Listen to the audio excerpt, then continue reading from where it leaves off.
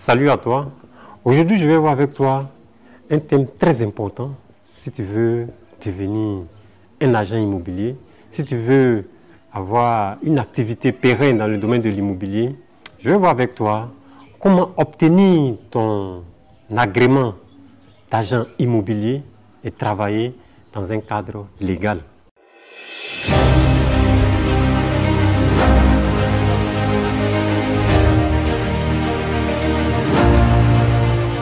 Sache tout d'abord que l'organe qui analyse les dossiers et octroie l'agrément des agents immobiliers est une commission qui est logée au sein du ministère de la Construction, du Logement, de l'Urbanisme de l'État de Côte d'Ivoire, qu'on appelle la CAPI, à savoir la commission d'agrément des promoteurs immobiliers et des programmes immobiliers.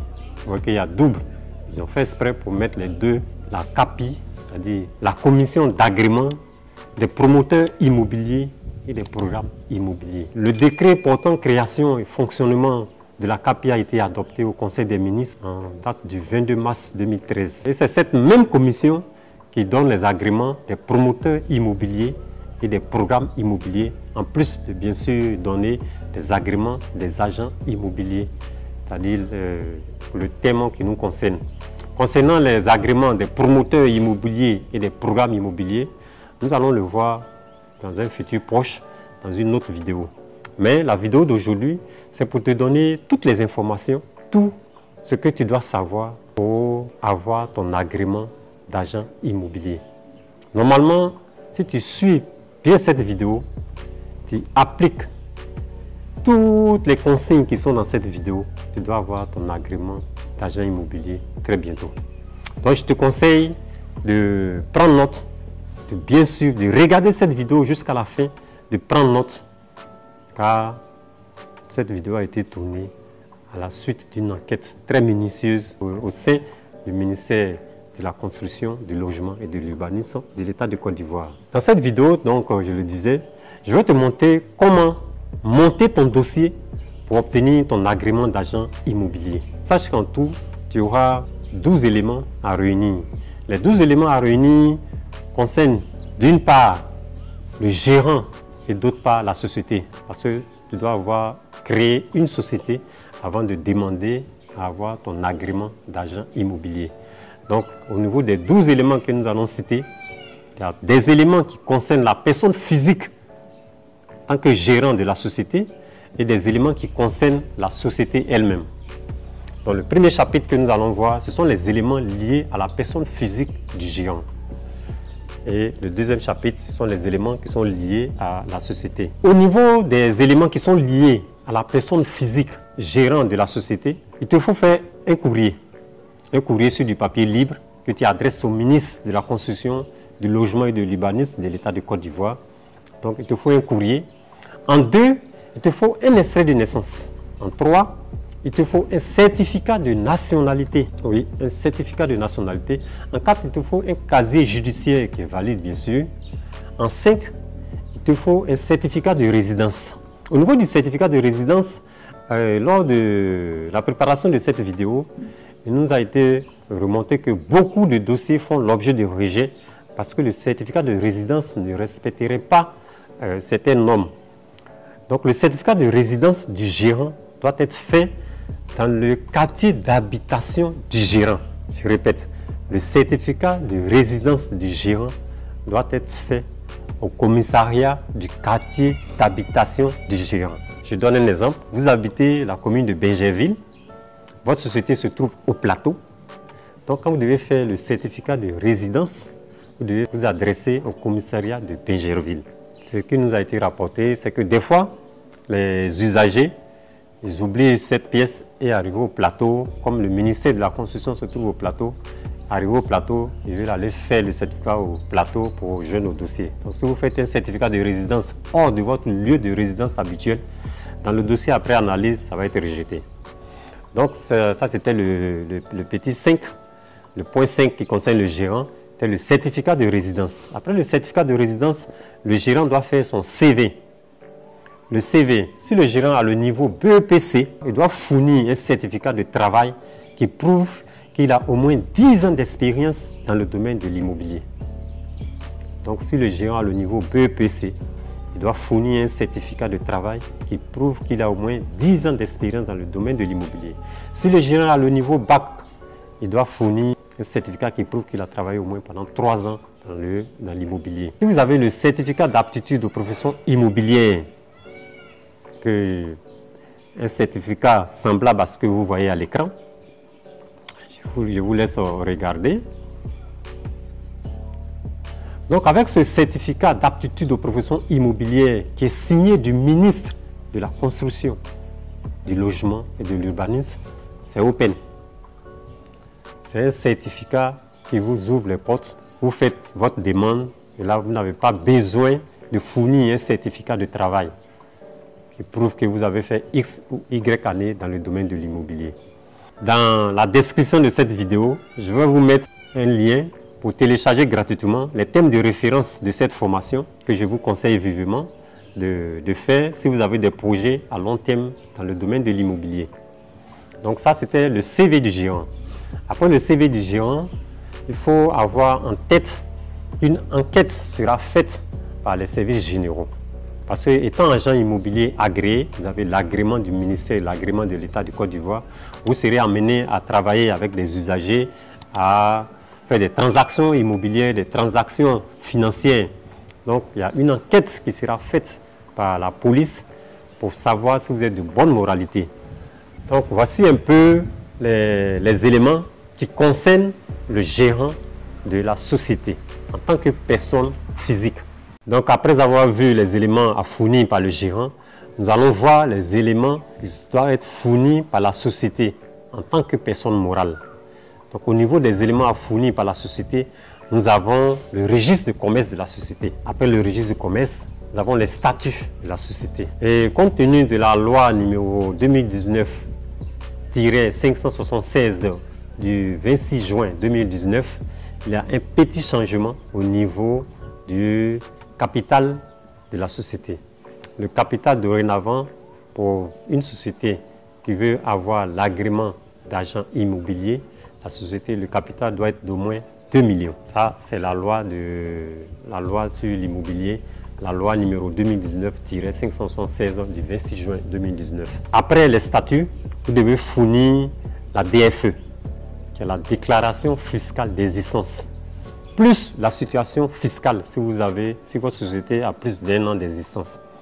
Donc vous fournissez la déclaration fiscale d'existence, mais si votre société existe de plus d'1 an, vous devez fournir ce qu'on appelle la situation fiscale.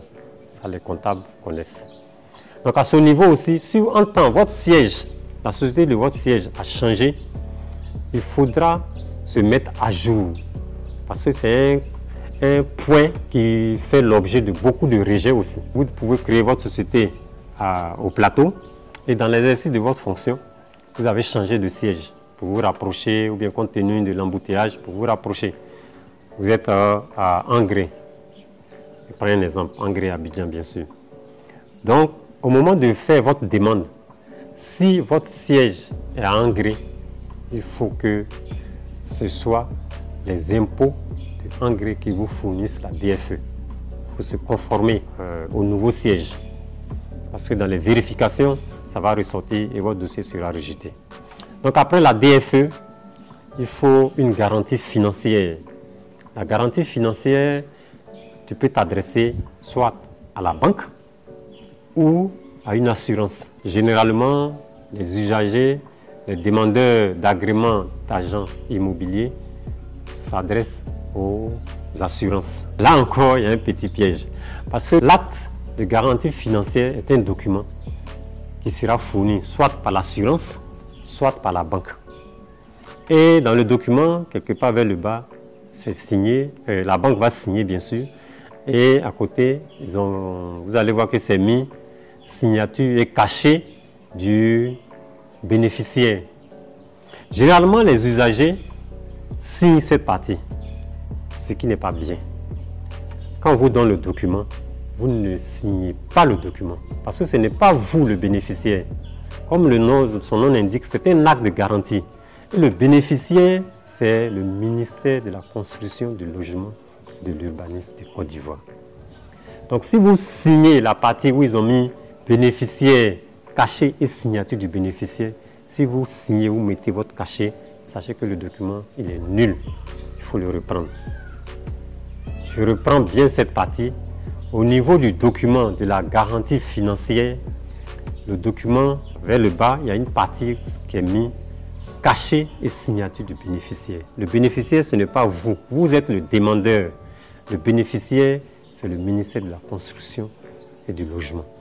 Donc, vous laissez cette case-là vide. Et la garantie doit porter sur un montant de 2 millions. C'est l'acte de garantie financière. C'est un engagement que la banque prend pour vous couvrir à hauteur de 2 millions. Donc, la garantie, dans le document, ça doit être marqué au moins 2 millions. Après avoir réuni tous ces éléments, c'est-à-dire les éléments qui concernent le gérant, la personne physique, les éléments qui concernent la société, personne morale, vous réunissez tous ces éléments, vous faites l'impression en 20 exemplaires. L'impression plus la relue en 20 exemplaires, plus l'original bien sûr, que vous reliez et vous partez les déposer au guichet unique. Le guichet unique se trouve à l'intérieur du ministère de la Construction, du Logement et de l'Urbanisme. Au dépôt, il va vous demander de payer la somme de 100 000 francs, avec reçu bien sûr, plus 1000 francs pour la pochette. Et vous déposez les 20 exemplaires plus l'original. Pourquoi il y a 20 exemplaires? Parce que c'est une commission. Il y a plusieurs ministères qui sont dans cette commission. Plusieurs ministères, il y a plusieurs directions. Donc, à l'intérieur, pour faire l'analyse, ils vont déposer dans toutes ces directions, dans tous ces ministères. Il y a une partie qui va aller à la police, où se trouve votre résidence, bien sûr. Donc, voici pourquoi est-ce que les gens demandent 20 exemplaires. Mais dans les 20 exemplaires, ils vont vous retourner un exemplaire. Parce que généralement, les usagers s'oublient. Voilà, les usagers s'oublient. Donc, ils vont garder 19 exemplaires plus l'original. Ils vont vous donner un exemplaire pour vos archives. Après avoir reçu les 19 exemplaires plus 1, la CAPI, c'est-à-dire la Commission d'agrément des promoteurs immobiliers et des programmes immobiliers, va statuer sur votre dossier et rendre son verdict. Au niveau du verdict, il y a 3 cas de figure. Généralement, soit votre dossier est validé, donc avec avis favorable, il vous sera notifié. Et j'oubliais, les contacts que vous allez mettre dans les dossiers, il faudrait que ces contacts soient valides. Parce qu'ils vont vous appeler, ils vont vous envoyer des SMS. Il faudrait que ces contacts soient valides. Il faudrait que ces contacts soient valides. Donc, après avoir analysé si votre dossier il est bon, ils vont vous appeler pour vous dire que le dossier il est validé avec avis favorable et vous allez attendre votre arrêté. Ça, c'est le cas le plus heureux, c'est le cas que je vous le souhaite bien sûr. Un deuxième cas de figure, le dossier peut être bon, mais il peut avoir quelques éléments à compléter ou à justifier. Ça aussi, ils vont vous appeler, la CAPI va vous appeler pour vous demander ces compléments d'information ou de justification. Le troisième élément que je ne souhaite à personne, c'est le dossier n'est pas valide, il est rejeté. Et généralement, quels sont les cas, les causes de rejet des dossiers pour ceux qui demandent l'agrément d'agent immobilier? Je vais vous donner rapidement quelques éléments qui font que généralement les dossiers sont rejetés. On ne sait pas qui est le gérant. Après avoir analysé tous les éléments que vous avez fournis, on ne sait pas qui est le gérant. Donc quand c'est comme ça, il y a un flou. On rejette ton dossier. Quand je dis on ne sait pas qui est le gérant, parce que sur les extraits de naissance, on a un nom. Dans les diplômes, on a un autre nom. Dans les statuts, on a un autre nom. Donc on ne sait pas qui est le gérant. Quand c'est comme ça, le dossier peut être rejeté. En deux, la société n'a pas de siège. Après avoir analysé toutes les informations, on n'arrive pas à localiser géographiquement votre société. Quand c'est comme ça, ça peut être cause de rejet. Parce que comme je le disais tantôt, vous serez amené à recevoir des usagers, à faire des transactions immobilières, à faire des transactions financières. Donc, il faudrait qu'à tout moment, l'État de Côte d'Ivoire puisse vous localiser. Parce qu'on vous a donné un agrément. Et un des cas de rejet, on ne sait pas, on ne connaît pas la situation matrimoniale du gérant. le gérant, soit il est marié, il est célibataire. Il y a une confusion au niveau de la situation matrimoniale du gérant. Parce que quand on prend certains documents, il est marié. Quand on prend d'autres documents, il est écrit que non, il est célibataire. Donc c'est tous ces éléments qu'il faut regarder vous-même en interne avant d'aller déposer votre document d'agrément. Sachez que lorsque l'agrément vous est accordé, il a une période de 5 ans. Voilà, ce n'est pas à vie. L'agrément d'agent immobilier, c'est renouvelable chaque 5 ans. Chaque 5 ans, pourquoi? Parce qu'en 5 ans, vous avez eu à travailler avec les usagers, vous avez eu à faire des transactions immobilières, vous avez eu à faire des transactions financières. Peut-être que vous avez eu même à changer de siège. Donc, l'État veut s'assurer que vos informations sont toujours d'actualité afin de renouveler le contrat. En fait, c'est un contrat que l'État vous donne. C'est une confiance que l'État vous accorde. Voilà. En vous donnant l'agrément, c'est une confiance que l'État vous accorde pour faire un certain nombre de tâches dans le domaine de l'immobilier. Donc chaque 5 ans, l'État veut s'assurer que les informations sont toujours là. Est-ce qu'il n'y a pas eu des plaintes des usagers à votre encontre? Est-ce qu'il n'y a pas eu, peut-être pendant votre exercice de 5 ans, vous avez peut-être eu beaucoup de procès, vous êtes poursuivi. Voilà. Donc retenez que lorsque vous obtenez votre agrément, il est valable pour 5 ans. Et au bout de 5 ans, vous devez le renouveler. Moi, c'est René Kessé de Imo Finance 5G. Sur cette chaîne, tu trouveras des stratégies pour créer ton business immobilier si ce n'est pas encore fait, ou pour augmenter les revenus de tes business immobiliers existants.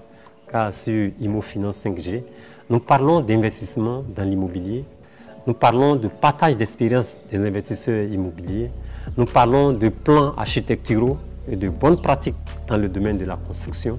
Nous parlons du réseautage des hommes et des femmes d'affaires dans le domaine de l'immobilier. Et merci de nous avoir suivis. Si cette vidéo t'a fait du bien, n'oublie pas de t'abonner à notre chaîne. N'oublie pas de la partager à quelqu'un qui peut-être aussi peut avoir besoin de ces informations pour obtenir son agrément d'agent immobilier. Laisse-nous un commentaire, nous serons ravis de vous répondre. Et merci encore et rendez-vous à notre prochaine vidéo pour réussir ton investissement immobilier. Imo Finance 5G pour réussir votre investissement immobilier.